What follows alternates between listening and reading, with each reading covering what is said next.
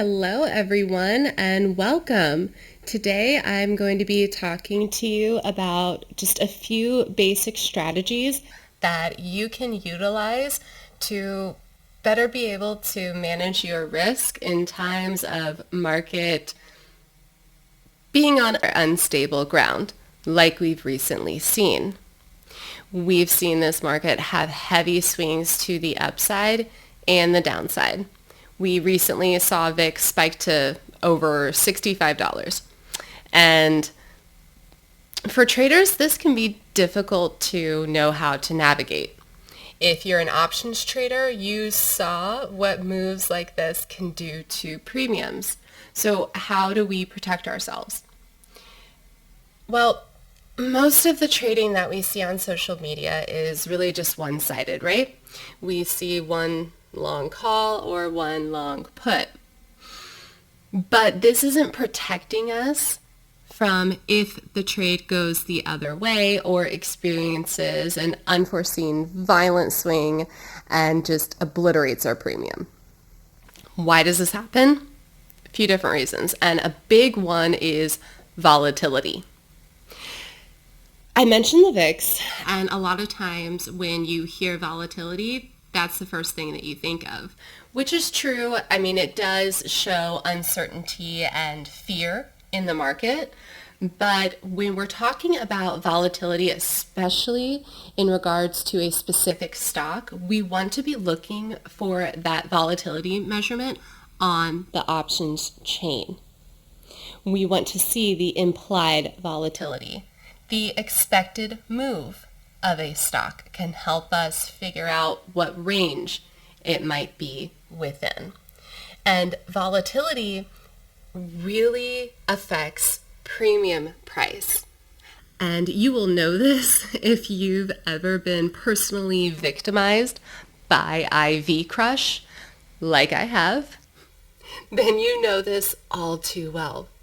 You see, when volatility goes up, it inflates our premiums. And when it goes down, it deflates or decimates our premiums. And it makes it pretty impossible for that premium price to recover if volatility stays low after it's exhausted. Option sellers love these volatility spikes due to the tendency of volatility mean reversion, which again, when that volatility is crushed, and so is your premium, and so are your hopes and dreams for that trade. And we all know that option sellers statistically have a higher probability of success overall than options buyers. And this is true. I mean, we see that most options expire worthless. And a lot of times when we think of option writers, it can sound intimidating. We are thinking of the people who have the big account clearance to be able to sell naked options. And that's true, that does occur. But you don't have to be in that position to be able to be on the selling side of an options trade. We can do that through option spreads. The other aspect of it, which I started to talk about volatility, there are ways to both offset higher volatility through a spread and also to be trading that volatility. So what do we do if we expect volatility to go up? Well, we can position ourselves to be long volatility. One of the most basic ways to do that is just to be long a call or a put. But when we're doing that, we're not having that risk mitigation. So how can we find a happy balance? That's what I'm going to kind of talk to you about today. A few simple ways to do that and manage our downside risk. The first two strategies that I want to tell you about are non-directional or neutral trading strategies. And these two minimize your risk while they provide theoretically unlimited possible profit. The first is going to be the straddle. This is when we are buying a call and a put So this is a long straddle, buying a call and a put at the money. This is good for when you're expecting a move out of a range. You're just not sure if it's going to go up or down. You'll see both of these strategies here implemented a lot on like FOMC days, for example. Volatility can go up if a price is moving to the upside or the downside. It also has a tendency to be inflated in advance of binary events, such as earnings releases. And this allows you to take advantage of that. The second one is the strangle. Now, this utilizes out-of-the-money options. So it's going to be cheaper, but it has a higher risk to reward because you do need a larger move in the underlying stock to be profitable on your strangle. We're still utilizing the same expiration date, but in the straddle, where we are choosing the same strike price, in the strangle, we're choosing different strike prices, and these are going to be out of the money. So you're choosing more specifically the range that you want to trade within, that you are expecting the stock to break out of. And the goal here with the strangle is you need that move to be more than the total amount of premium that you paid. Ideally, you're going to hit max profit if one option goes in the money. Another thing is that with most brokerages, at least the ones that I've utilized, will allow you to close down one side or one leg of your option spread. So if it starts to go in one direction, you do have the ability of closing the other side of the trade. The next two that I want to talk to you about are directional. And these are going to be our vertical spreads. These do cap profit, but more importantly, they minimize risk, which is the whole point of this video. For these, we have the credit spread and the debit spread. Now, with our credit spread, you're going to open the position as a net credit. So this is where we are positioning ourselves to be on a seller side.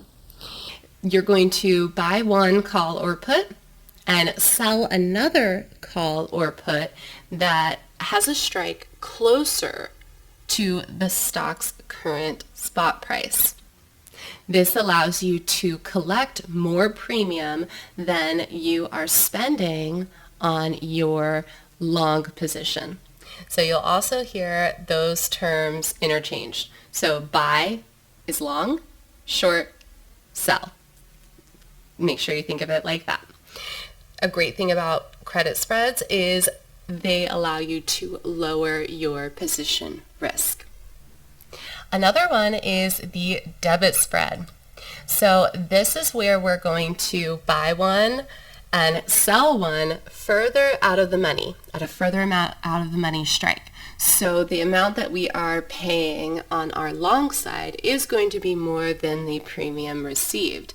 However, this still allows you to reduce the cost of opening your trade in the first place, which is great for those elevated volatility environments because those premiums are more expensive.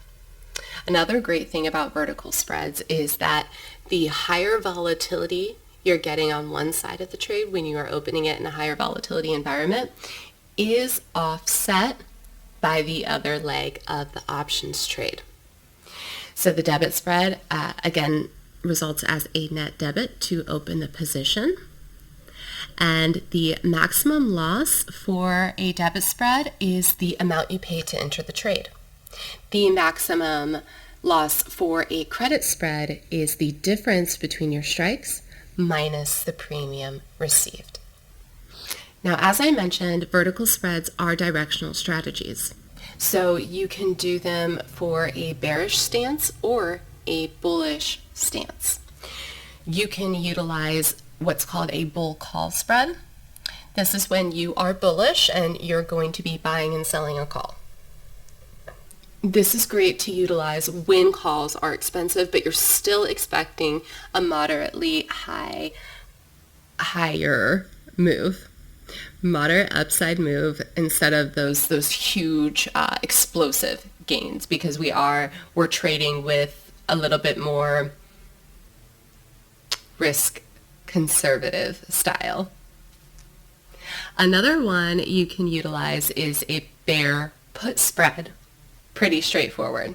This is for bearish, utilizing puts. You're going to buy one put, sell a put at a lower strike. The goal here is to have a stock closing at or below your lower strike price for maximum profit. Next, we have the bear call spread. So this is where we're taking a bearish stance but utilizing calls. You're going to sell a call at a lower strike and buy a call at a higher strike.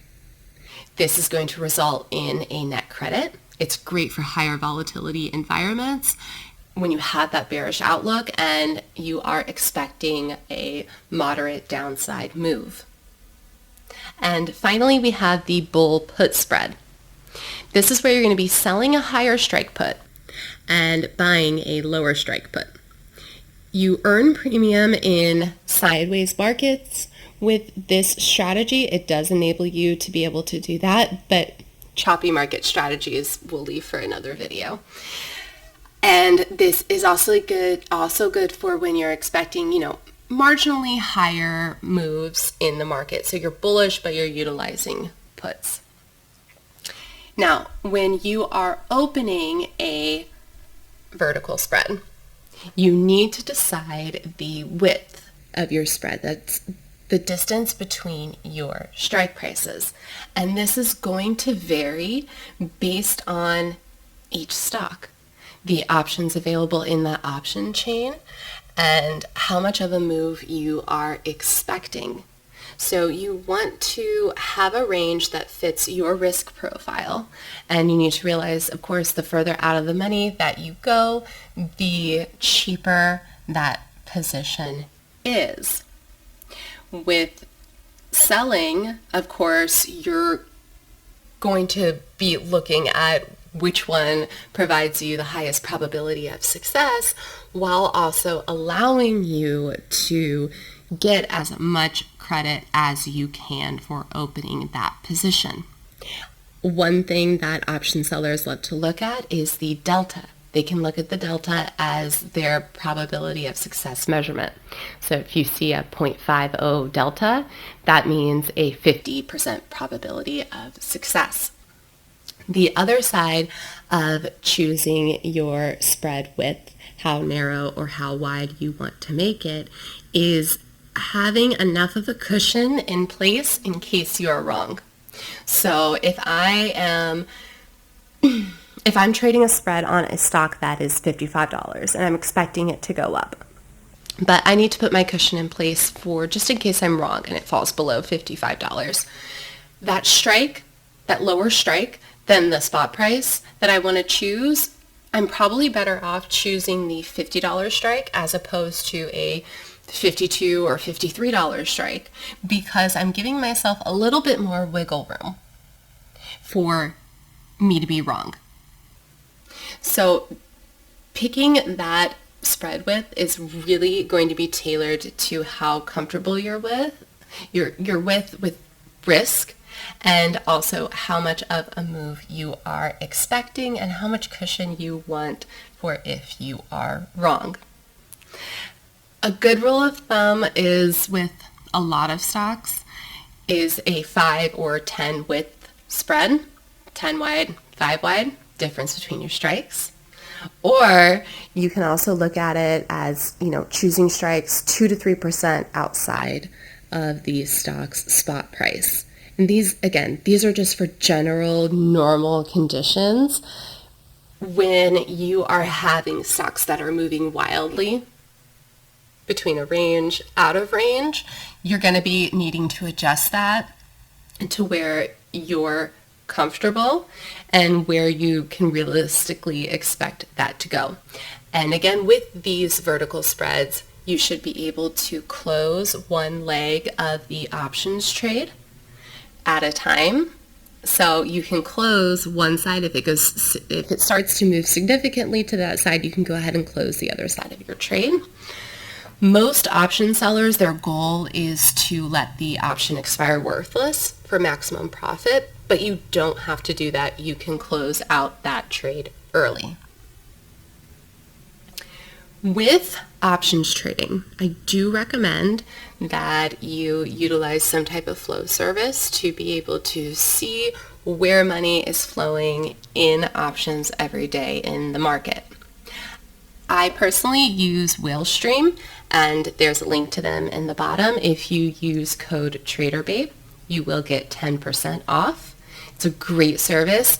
You're able to filter by stocks, by what type of stock you want to see come up, what type of option flow. They have really great, highly unusual alerts as well.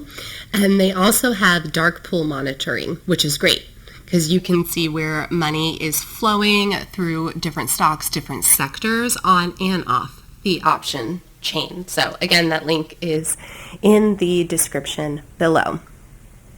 I hope that this wasn't too painful for you guys and fairly easy to understand so that you can start getting comfortable being more aware of defining your risk when you're opening an options trade.